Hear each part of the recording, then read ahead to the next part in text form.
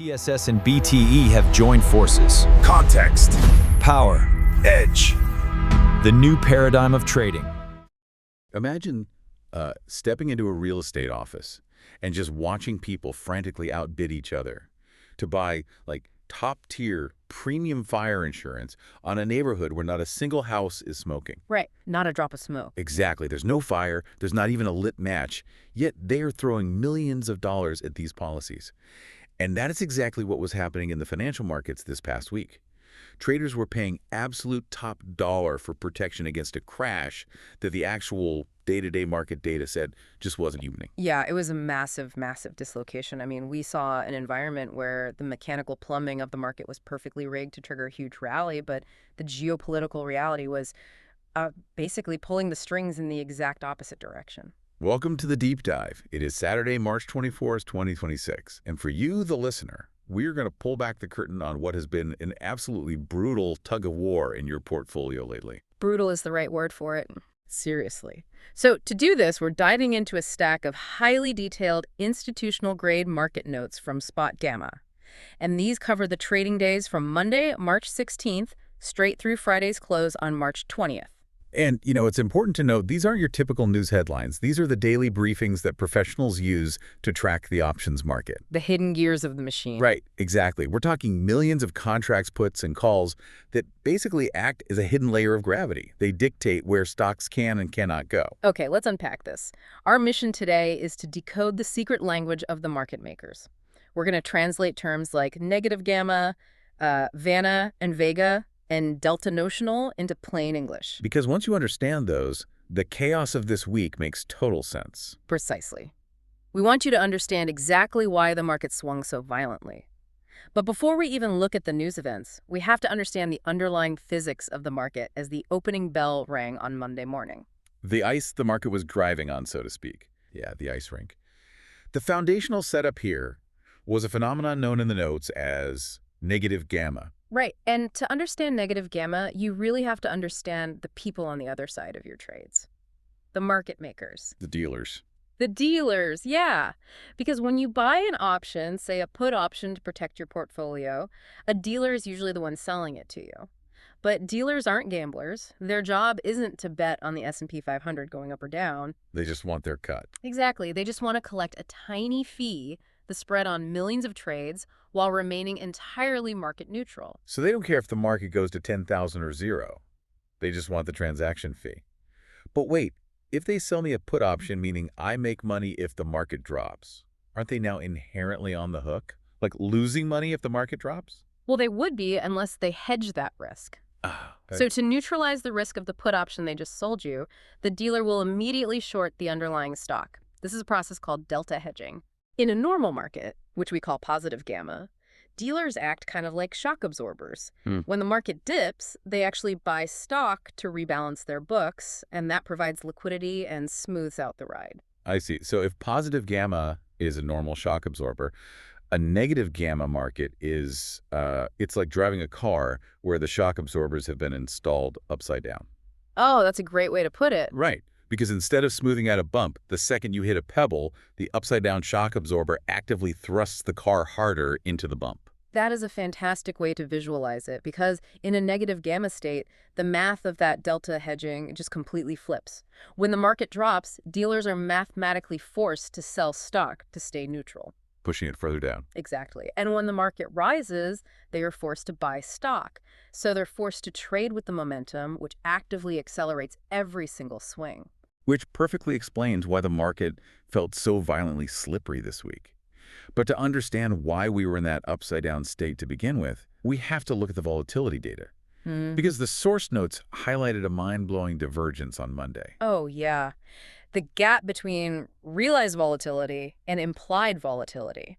What's fascinating here is the sheer scale of that gap. It was massive. It really was. So realized volatility is simply a measurement of how much the S&P 500 is actually moving day to day. And on Monday, that 1 month realized volatility was sitting calmly around like 12%. Which is pretty standard, right? The car is driving relatively straight. Yes, very standard. But implied volatility, which is what options traders are pricing in for the future, essentially the cost of that fire insurance we talked about, that was spiked all the way up at 21%. Wow. Wow. And the VIX index itself was sitting around 25. That is nearly a 10-point spread between what the market is actually doing and how terrified traders are of what it might do. And Spot Gamma noted that a 10-point spread puts us in the 99th percentile, historically. That's not normal. Not at all. But wait, if actual market volatility is that low, why are traders willingly overpaying for the insurance? Like, what are they seeing that the tape isn't showing us? They were looking at the calendar. The week was heavily front-loaded with massive catalysts. You had the NVIDIA GTC keynote on Monday, the Federal Reserve FOMC meeting on Wednesday, and a huge VIX options expiration also on Wednesday. So it was just a traffic jam of major events. Exactly. Traders were terrified of these events, so they basically bid up the price of protection. And this creates a very specific technical setup, right? Mm. Because if the fear is tied to those specific calendar events, then logically, once Wednesday afternoon rolls around and the events are in the rearview mirror, the uncertainty should just vanish. Precisely, and that was the initial thesis for the week in the notes. The expectation was that clearing these hurdles would cause that massive fear premium to collapse. The fire insurance becomes worthless. Right. Implied volatility would drop back down to match realized volatility. And when that happens, you get what options traders call a Vanna and Vega-driven rally. Okay, let's translate those Greeks for everyone. Hmm. What does a Vanna and Vega rally actually look like under the hood? Simply put, Vega measures how much an options price changes when volatility changes, and Vanna measures how a dealer's delta risk changes when volatility changes. Okay. So when market fear suddenly drops, the value of all those expensive put options just collapses. To rebalance their books, the dealers who are holding short positions to hedge those puts, they no longer need that protection. Right, because the risk is gone. Exactly. So they are forced to buy back the stock they shorted. So when fear evaporates, stocks usually go up. It's like a coiled spring releasing. It's an automatic forced buying spree, a mechanical squeeze. That was the expectation. The expectation was that evaporating fear would force dealers to buy, pushing the S&P 500 all the way up to resistance levels around 6,800 or 6,900. That was the technical theory, a perfectly primed setup. Perfectly primed. But if the mechanics were screaming rally, what actually happened? Because I'm looking at the notes and reality completely ignored the setup. It totally ignored it. The first major red flag was the NVIDIA GTC keynote on Monday afternoon. Oh, right. Because NVIDIA is the undisputed darling of the AI trade right now. Everyone expected this event to be the spark that ignited the tech sector and kicked off that relief rally we just talked about. But it completely fizzled. It did. It failed to spark a bid in NVIDIA's stock, and equities broadly just went nowhere. Which is such a massive tell. When a market is structurally primed to squeeze higher, and you give it a shiny, positive catalyst, but the price doesn't budge, that tells you there is a massive invisible undertow pulling in the opposite direction. Yeah, a heavy anchor. And to find out what that undertow was, we have to look at what the whales were doing in the shadows. Here's where it gets really interesting. Because while retail traders were waiting for an NVIDIA pump, institutional money was making some deeply alarming trades. Let's talk about the 50-cent buyer. Ah, the 50-cent buyer. This is a well-known, anonymous market whale who periodically steps in and buys massive quantities of VIX call options. And they're betting on volatility. Yeah, they are betting that market fear is going to explode. And they typically target contracts priced around 50 cents, hence the name. And on Monday afternoon, they struck. They sure did. They purchased 100,000 contracts of the VIX May 70 calls for 53 cents each. Just an astronomical bet that volatility is going to break the ceiling. It's a huge position. But they weren't the only ones bracing for impact, because shortly after, a massive buyer stepped into the QQQ market, the NASDAQ 100 ETF. But sheer aggression of this QQQ trade is really what caught the analysts' attention in the notes. The numbers are insane. They really are. They spent $135 million buying the 630 strike puts, and another $73 million buying the 625 strike puts. So that is over $200 million dropped on downside protection in a matter of minutes. Yeah. And the craziest part, these options expired in just 4 days. 4 days. They expired on Friday. Who spends $200 million on tank armor that dissolves in 96 hours? It contradicts everything we just talked about regarding a relief rally. So if the technical setup was primed for a volatility crush and a stock rally, why were these massive whales throwing hundreds of millions of dollars into short-term downside protection and exploding volatility? Well, we connect this to the bigger picture, it actually makes perfect sense. These massive institutional players weren't trading the technical mechanics. They weren't looking at the Vanna and Vega squeeze potential at all. They were looking at the real world. Exactly. They were looking squarely at global macro risks. Because while day traders, the 0 days to expiration crowd, were out there selling puts to collect quick premiums, the real smart money was terrified of a broader systemic shock. Okay, so what was the shock? The technical setup was ready to launch the market, so what macro force was heavy enough to hold it down and force whales to panic buy puts? The overriding theme in the institutional flow was the geopolitical situation, specifically the ongoing military conflict involving Iran. Right. And we should be very clear here for you listening. As analysts, we are looking at this strictly through the lens of market impact. We are not taking a political stance. The sources aren't taking a stance. We're just looking at the data. Absolutely. The cold, hard reality of the market is that global equities run on energy, and this conflict sits right on top of a major global energy artery. That is the crucial link. Yeah. The source data highlighted an incredibly tight correlation that formed this week between the VIX and oil prices. Yes. Throughout the week, we saw WTI crude jump to $94 a barrel, and Brent crude hit $104. And that energy shock just completely breaks the relief rally thesis. It shatters it. Remember, the expectation was that passing the Federal Reserve meeting would cause volatility to drop. But you simply cannot have a collapse in market fear when the price of oil is actively spiking due to a military conflict. Right, because an oil spike threatens inflation, which ties the hands of the Federal Reserve, which pressures corporate margins. It's a whole domino effect. It really is. Traders were actually using polymarket betting odds as a real-time probability gauge. And those odds showed an 89% probability that military action would continue straight through the end of March. Just think about the mechanics of that 89% probability for a portfolio manager. It tells them that a short-term diplomatic resolution is highly unlikely. It's off the table. Right. The geopolitical risk is going to persist. Therefore, you cannot safely unhedge your portfolio. You have to keep paying for that 99th percentile fire insurance because the neighborhood is now actively catching fire. So the market's technical setup was basically a perfectly rigged sail ready to catch a breeze. But the geopolitical situation with oil and Iran was a Category 5 hurricane blowing in the exact opposite direction. That's a great analogy. The technicals just couldn't override the macro reality. The market was trapped. The technical plumbing was begging to squeeze higher, but the geopolitical macro reality slammed the lid shut. And that incredible pressure cooker built up every single day, leading right into Friday, March 20th. Ah, yes. The dreaded triple witching. The climax of the week. Quarterly OPEX, or options expiration. This is the day when stock options, index options, and futures contracts all expire simultaneously, and the scale of Friday's expiration was just staggering. The notes had it tallied as a $1.8 trillion delta notional expiration. 1.8 trillion. Let's define delta notional for the listener really quick so we grasp the gravity of that number. What does 1.8 trillion actually represent here? Sure. So delta notional is a way to measure the true footprint of an option. It represents the total dollar value of the underlying stock that those options currently control or require dealers to hedge. Okay. So when we say $1.8 trillion, we mean that the market makers have positioned hundreds of billions of dollars in actual stock to hedge against these specific expiring contracts. Wow. And the breakdown of those contracts was heavily skewed toward fear. The note said it was 57% puts and 43% calls. Right. So we have this massive wall of put options bets the market will drop. Dealers have been heavily shorting the market to hedge against those puts. Which brings us to Friday. And this raises an important question. What happens to the market at 9:30 a.m. on Friday when those contracts officially expire and vanish into thin air?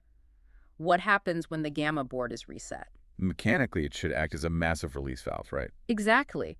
Think of those puts as a heavy anchor dragging the market down. When they expire, the anchor is suddenly cut. The dealers no longer have the risk, so they no longer need the short hedges. So they buy back the stock. Right. They buy back the stock to close their shorts, and you typically get a sharp, immediate upward spike that traders call a dead cat bounce. The analysts were watching for exactly that. They used the phrase resetting the gamma board, clearing out the old positions to allow the market to finally breathe. But the dead cat barely bounced. No, it didn't. Because while the mechanical anchor was cut, that geopolitical hurricane was still blowing. And this is where the mechanics get somewhat terrifying. Because by clearing out all those expiring options, Friday's OPEX also cleared out the intermediate safety nets. It laid the downside risk completely bare. Which brings us to the most critical specific number from the entire week's notes. Yep. S&P 500, level 6,475. 6,475. This is the exact strike price of the JPM caller put option for the upcoming March 31st expiration. Let's explain why JP Morgan matters so much here. They run a hedged equity fund that is so colossally huge. The options trades they place every single quarter actually distort the gravity of the entire S&P 500. It's really hard to overstate how big this position is. They have a massive wall of put options sitting right at the 6,475 level. And earlier in the week, Spot Gamma warned everyone, keep your eyes on 6,475 because if OPEX clears out the support, the market is going to be drawn to that JPM collar like a magnet. And we need to explain why it acts like a magnet, because it isn't magic, it's just pure dealer hedging mechanics all over again. Right. This is a concept called pinning. As the price of the S&P 500 drops closer and closer to that massive 6,475 position, the gamma of those specific options skyrocket. Meaning the dealer's risk profile is changing violently, like minute by minute. Exactly.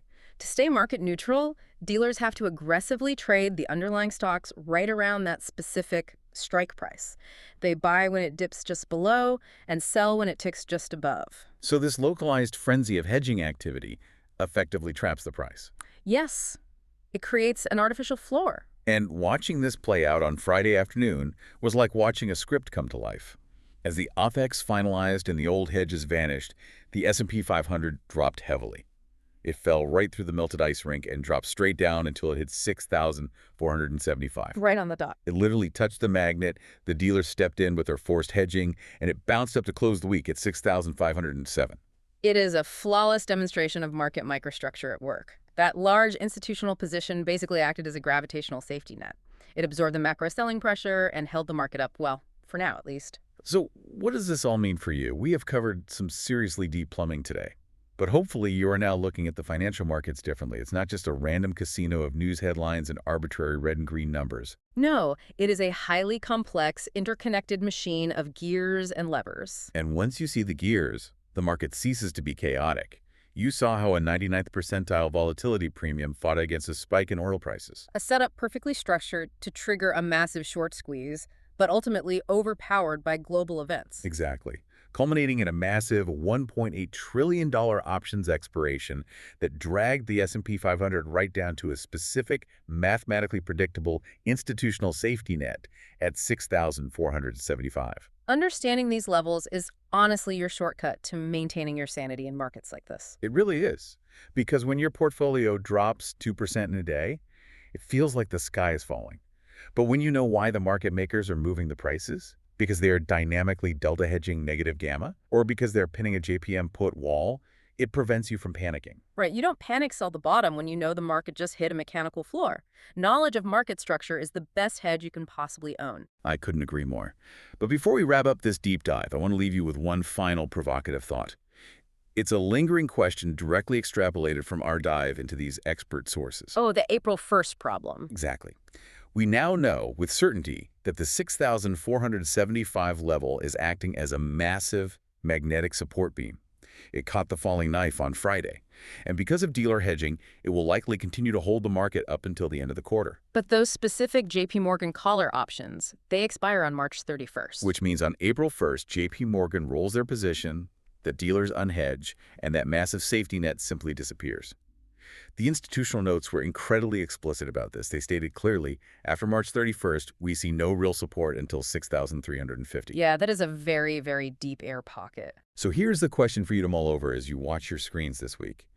If the geopolitical conflict continues to escalate, if Brent crude oil keeps spiking well past $100 a barrel, and if the actual realized volatility suddenly catches up to that massive fear premium, pushing the VIX over 40, where does the market fall to when the JP Morgan safety net is suddenly pulled away? It's a scary thought. It really is. If the market felt like an upside-down shock absorber this week, what happens when the floor drops out entirely? It is something for you to keep an incredibly close eye on in the weeks ahead.